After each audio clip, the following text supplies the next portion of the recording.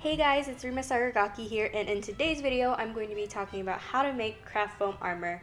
So this is going to be a part of my Let's Cosplay series, and this is one of two videos. In this video, I'm going to be talking about how to pattern and cut out your craft foam armor. I typically prefer craft foam over Worbla, mostly because it's a little flexible and it's super affordable, so my wallet doesn't cry anytime I'm using this. Almost done with this awkward intro, so let's go! So starting off with the materials that you will need are craft foam, and it's available in rolls or sheets. A cutting tool, I use scissors and a utility blade, but X-Acto knives also work.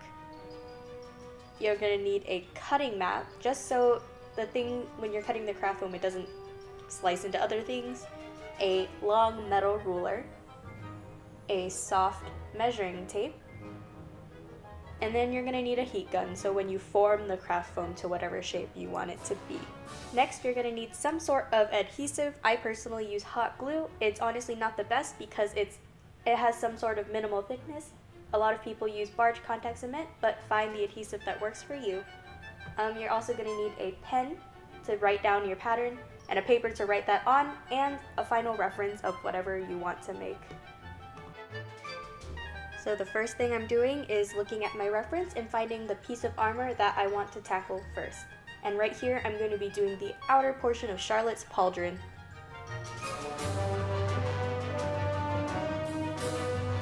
The next thing you want to do is take your soft measuring tape and measure the portion where your armor is going to be sitting. And I wanted my pauldron to be 12 inches. Now time to take your paper and your reference, and you're going to be sketching out the pattern of it. So you want to make sure you take into account like the shape and all the details on it. I'm using lab paper, so I have roughly sketched out the shape, and then time to cut it out. So after you cut the pattern out, test it on your body to see if it fits and make any adjustments from there. I think I lost the footage of initially cutting out the base pattern for my craft foam, but as you see, I already drew on the details, so it's the same method as when I cut out the details, so you'll see later. As I mentioned like 2 seconds ago, I'm cutting out the details, but you want to cut out the base pattern first before you cut out any details from the original pattern.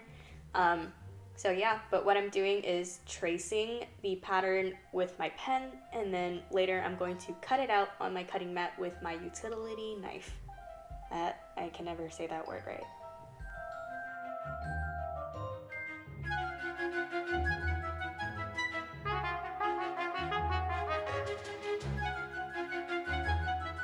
Oh hey, would you look at that, there's the base piece.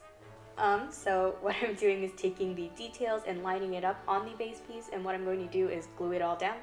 I'm going to be hot gluing it, and with hot glue you want to press the hot glue down while it's drying, if that makes sense. Press the piece down so that the hot glue kind of stays flat.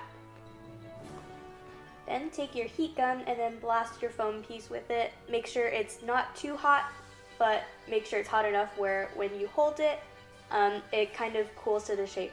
And then after you're done blasting it, you want to curl it in the shape you want it to be, and then just hold it until it is cool.